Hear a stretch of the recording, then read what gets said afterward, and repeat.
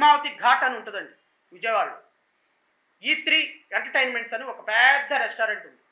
ఈ E3 restaurant రమారమి ఒక్కొక్క వ్యక్తి దగ్గర నుంచి 5 లక్షల రూపాయల సబ్లీజ్కి తీసుకొని ఒక పద్మావతి ఘాట్ మొత్తాన్ని అతికిచ్చేశారు మున్సిపాలిటీ. ఏమంటే నదీ పరివాహ ప్రాంతం ఒక పద్మావతి ఘాట్ అంటే నది పాయ కమర్షియల్ యాక్టివిటీస్కి వాడచ్చా? ఒక నదిని దాని ఫ్లోను ఆఫ్ చేసి నదిని ఎంక్రోచ్ చేసి కింద మొత్తం కన్స్ట్రక్షన్ బేస్మెంట్ కట్టేసి అక్కడ కుర్చీలు వేసి అది ఒక హోటల్ కింద కన్వర్ట్ చేసి అక్కడ 70-80 మంది సబ్లీజ్కి ఇచ్చేసి ఆ సబ్లీజ్కి ఇచ్చినటువంటి వాళ్ళ దగ్గర నుంచి 5 లక్షల రూపాయలు తీసుకొని హైదరాబాద్లో ఉండే ఒక కాంట్రాక్టరు ఈ జనసేన పార్టీ కార్యాలయానికి 1 కోటి రూపాయలు సంవత్సరానికి 6 నెలలకి 1 కోటి రూపాయలు 2 కోట్ల రూపాయలు డబ్బులు పంపిస్తూ ఇక్కడ ఉన్నటువంటి లోకల్ ఎమ్మెల్యేకి డబ్బులు ఇస్తూ మున్సిపాలిటీ చేత ఒక ఘాట్ మొత్తాన్ని లీజుకు తీసుకున్నటువంటి ఒక దుర్మార్గకరమైనటువంటి చర్య రాష్ట్రంలో మీ కంటికి కనిపించలేదా? కీళ్ళు కాళ్ళు ఎరగదు కొట్టాల్సింది ఎవరిని సార్? ఎవరిని? ఊరు పేరు లేని రౌడీ షీటర్లనా? కాదు సార్, ఆకాశ రామన్న ఉత్తరాలు రాసేటువంటి రౌడీ షీటర్లనా? ఎవరికి ఇలా కొట్టాలి కాళ్ళు? ఇంకా ఈ ఘాటుని ప్రభుత్వం రాజకీయాలకు తలొగ్గి ఒక కృష్ణానది మొత్తాన్ని ఒకడికి కమర్షియల్ యాక్టివిటీస్ కోటి ఇవ్వటమే తప్పైతే, ఇది చూడండి, ఈ E3కి కాంట్రాక్ట్ తీసుకున్నటువంటి వ్యక్తి ప్రభుత్వానికి ఎక్కొట్టిన డబ్బు ఇది. నాకు తెలిసి E3లోకి వెళ్తే మీరు సాయంత్రానికి ఒక షాప్ దగ్గరికి వెళ్ళి బిర్యానీ ఆర్డర్ చేస్తే అరగంట పట్టుద్ది. అంటే అంత క్రౌడ్ ఉంటుంది. రమారమి ఒక రోజుకి వచ్చి 6 కోట్ల నుంచి 7 కోట్ల రూపాయల బిజినెస్ జరిగే ఒక ప్రెమిసెస్ని ఆక్రమించేసుకొని నదిని ఆక్రమించుకొని పద్మావతి ఘాట్ని ఆక్రమించుకొని ఈ ఆక్రమించి చేసుకున్నటువంటి వ్యక్తి ప్రభుత్వానికి డబ్బులు కట్టకుండా ఉంటే ప్రభుత్వం నోటీస్ ఇచ్చింది. చూడండి, LR నెంబర్ 139812/2017 అక్టోబర్ 2019 నుంచి జూన్ 2024 వరకు 98 లక్షల రూపాయల అద్దె విత్ GST 17,67,000 రూపాయలు, అపరాధ రుసుము 39 లక్షలు కలిపి మొత్తం 1,57,9,323 రూపాయలు ఇతను ప్రభుత్వానికి డబ్బులు కట్టాలి.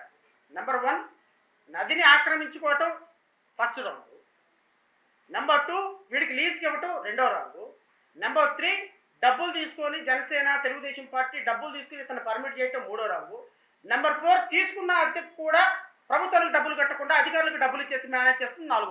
E3 లాంటివి ఆంధ్రప్రదేశ్ రాష్ట్రంలో ప్రతి జిల్లాలో ఒక 200 నుంచి 300 ఉన్నాయి. అంటే అనధికారికంగా రాష్ట్ర ప్రభుత్వం ఇలాంటి ఎంటర్టైన్మెంట్ సెంటర్లని డబ్బులు తీసుకొని 100 కోట్ల రూపాయలతోటి రాష్ట్ర ఖజానాకి నష్టం కలిగిస్తూ చేస్తున్న వీళ్ళ మీద కదా సార్ మీరు కీళ్ళ ఎరగొట్టాల్సింది.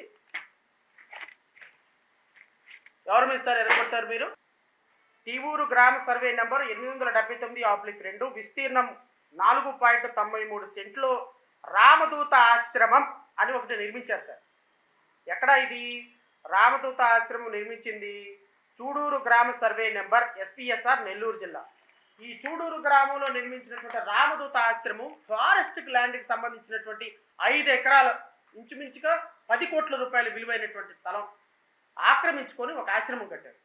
ఈ ఆశ్రమం మీద ఫారెస్ట్ ల్యాండ్ ఎందుకు అధికారులు, నేను ఒక 100 ఉత్తరాలు రాశాను. ఈ 100 ఉత్తరాల్లో అన్ని ఉత్తరాల్లో ప్రభుత్వ భూమిని ఫారెస్ట్ ల్యాండ్ ఆక్రమించుకున్నారనే అధికారుల సమాధానం. మరి ఎందుకు సమాధానం? ఎందుకు ఆ ఫారెస్ట్ ల్యాండ్ ఆక్రమించుకోరు? ప్రభుత్వం అధికారికంగా ఉత్తర్వులు లేకుండా ఫారెస్ట్ ల్యాండ్ తీసుకుంటే ఆ ఫారెస్ట్ ల్యాండ్ని ఎందుకు మీరు స్వాధీనం చేసుకోరు? మీ శాఖ మీద మీకు అసలు పట్టేలేదు. రాష్ట్రంలో ఒక్క కృష్ణా జిల్లాలోనే ఉన్నటువంటి లక్షల ఎకరాల ప్రభుత్వ ఫారెస్ట్ ల్యాండ్ ఆక్రమణలు ఉంటే మీకు సోయలేదు. మాదాపూర్ నుంచి విజయవాడ గన్నవరం ఎయిర్పోర్ట్ నుండి తిరుపతిలో కళ్ళజోడు ఒకటి పెట్టారు, టీషర్ట్ ఒకటి వేశారు, మిలిటరీ టీషర్ట్ ఒకటి వేశారు, షూ ఒకటి వేశారు, హెలికాప్టర్ తీసుకున్నారు, హెలికాప్టర్ అలా తిరిగారు, 2 రౌండ్లు వేసారు. ఒకటి చూశారు, ఆయనకి ఏదో పెద్దిరెడ్డి రామచంద్రారెడ్డి ఏదో సర్వే నెంబర్ ఒకటి ఉందంట, ఆ సర్వే నెంబర్ తీసుకొని సీజ్ ద సిప్ అన్నట్టు సీజ్ ది ల్యాండ్ అన్నారు, అయిపోయాయి. మళ్ళీ సాయంత్రానికి వచ్చారు, గన్నవరం ఎయిర్పోర్ట్ తిరిగారు, వయా మాదాపూర్ వెళ్ళిపోయినారు, రాగి ముద్ద చికెన్ కర్రీ తిన్నారు, అయిపోయాయి. మీరు ఇక్కడ నుంచి ఇక్కడికి వచ్చినందుకు, చిత్తూరు జిల్లా ఇక్కడికి వచ్చినందుకు రాష్ట్ర ప్రజలకు 10 కోట్లు బొక్క. మీ హెలికాప్టర్కి ఉపయోగం ఏముంది? ఈ ఫారెస్ట్ ల్యాండ్లు రమారమి నాకు తెలిసి 80,000 ఎకరాలు ఒక చిత్తూరు జిల్లాలోని ఫారెస్ట్ ల్యాండ్ ఆక్రమణలో ఉంది. దాని మీద కాన్సన్ట్రేట్ చేయండి సార్. మీరు వెళ్ళిపోయి ఫారెస్ట్ డిపార్ట్మెంట్కి వెళ్ళి అడగండి చిత్తూరు జిల్లాలో ఎంత ఫారెస్ట్ ల్యాండ్ ఆక్రమణలో ఉందని. అధికారులు every piece of information will place before you. Why you are not acting అంటే పెద్దిరెడ్డి రామచంద్రారెడ్డిని టార్గెట్ చేస్తే పొలిటికల్ మైలేజ్ వచ్చేస్తుంది. రాష్ట్ర ప్రజలకు పొలిటికల్ మైలేజ్ అయితే రాదు.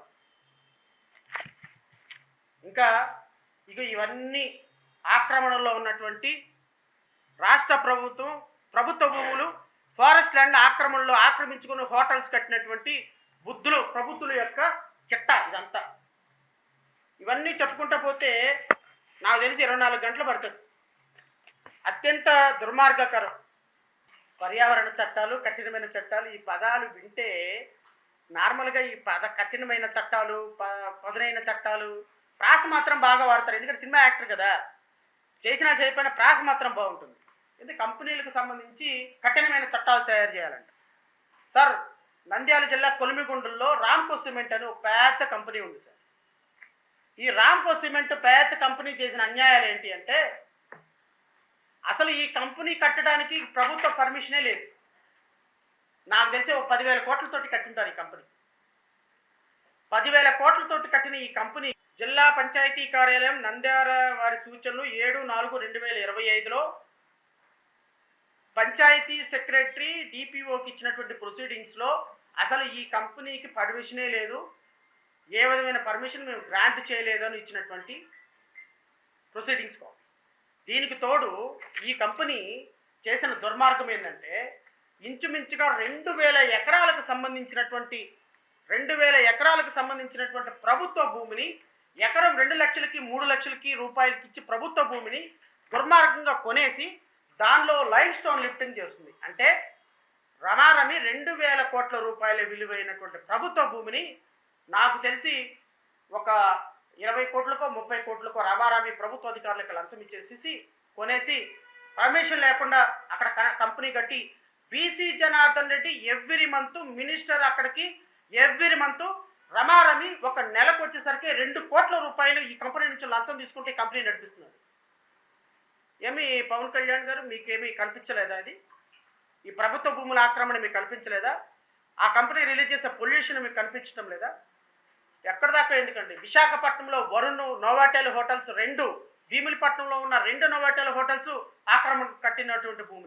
సిఆర్జెడ్ నిబంధనలకు అనుగుణంగా నోవాటెల్ హోటల్ భీమిల్లో అంటే విశాఖపట్నంలో నోవాటెల్ హోటల్ సిఆర్జెడ్ నిబంధనలకు అనుగుణంగా the overall height of construction up to the highest range of the roof shall not exceed 9 meters and the construction shall not be more than 2 floors.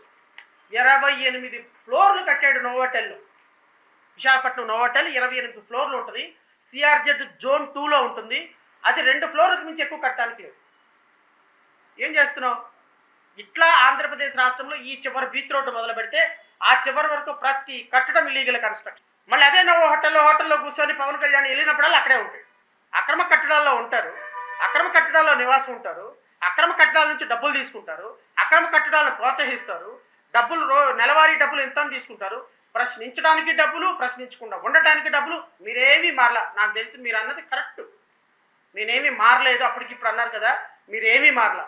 మొన్నటిదాకేమో ప్రశ్నించడానికి డబ్బులు తీసుకున్నారు, ఇప్పుడేమో ప్రశ్నించకుండా ఉండడానికి డబ్బులు తీసుకున్నారు.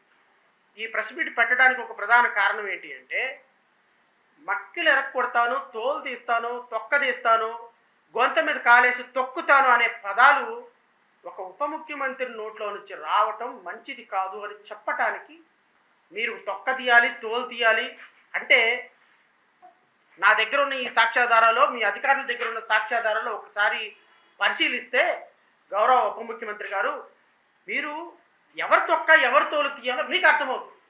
పిఠాపురానికి సంబంధించి మీరు ఎమ్మెల్యేగా అసలు పిఠాపురంలో ఎన్ని రోడ్లు వేశారు, ఎంత డెవలప్మెంట్ వచ్చింది, పిఠాపురంలో ఏం డెవలప్మెంట్ చేశారు, ఏం కన్స్ట్రక్షన్ చేశారు అని చెప్పేసి రైట్ ఇన్ఫర్మేషన్ కింద అడిగితే ఒక్క అధికారి దగ్గర నుంచి సమాధానం లేదు.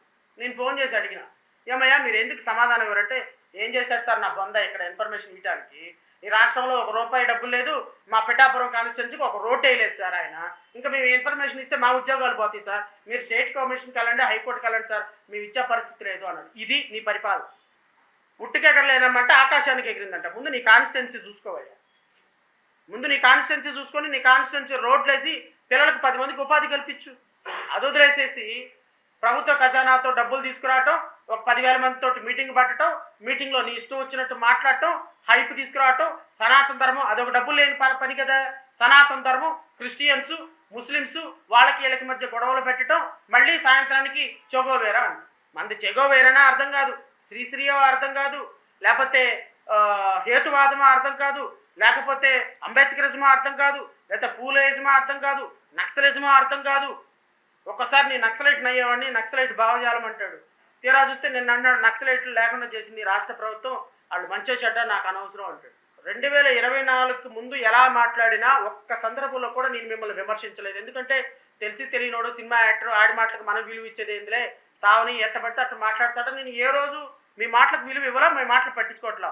But now you are holding honourable deputy chief minister post, please mind it.